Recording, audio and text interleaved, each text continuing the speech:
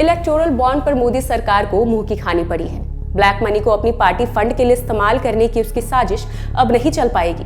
देश के supreme court ने सरकार पर हंटर चलाते हुए इलेक्टोरल बॉन्ड को असंवैधानिक बता दिया है। इस फैसले से मोदी सरकार और बीजेपी को तगड़ा झटका लगा है, क्योंकि इलेक्टोरल बॉन्ड के जरिए ही वो हजारों करोड़ रुपए का चंदा लेती थी, जिस पर अब रोक लग गई है। कई सालों से बीजेपी और मोदी सरकार इन बॉन्ड्स के जरिए लोगों के ब्लैक मनी को व्हाइट करने का काम कर रही थी।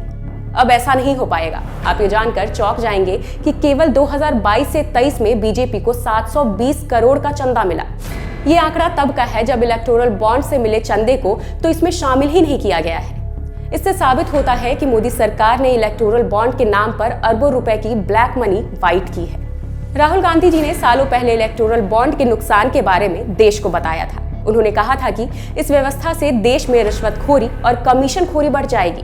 उनकी इस बात पर सुप्रीम कोर्ट ने भी मुहर लगाते हुए कहा कि राजनीतिक दलों की फंडिंग करने वालों की पहचान गुप्त रहेगी तो इसमें रिश्वतखोरी का मामला बन सकता है। इसलिए पिछले दरवाजे से रिश्वत को कानूनी जामा पहनाने की अनुमति नहीं दी जा सकती। सुप्रीम कोर्ट ने यह भी कहा कि इलेक्टोरल बॉन्ड के बदले में सत्ताधारी पार्टी चंदा देने वाले को अनुचित लाभ दे सकती है, इसलिए ये बंद होना चाहिए। सुप्रीम कोर्ट ने 2019 से चुनाव आयोग को बॉन्ड की सारी जानकारी अपनी वेबसाइट पर जारी करने का आदेश भी दिया, ताकि जनता को पता रहे कि किसने किसे चंदा दिया है। यही जानकारी बीजेपी जनता से छुपाना चाहती थी, ताकि उसके काले कारनामे जनता के सामने न आए। सुप्रीम कोर्ट के इस फैसले से चुनावी लोकतंत्र मजबूत होगा, साथ ही मोदी सरकार की तानाशाही पर भी लगाम लगेगी।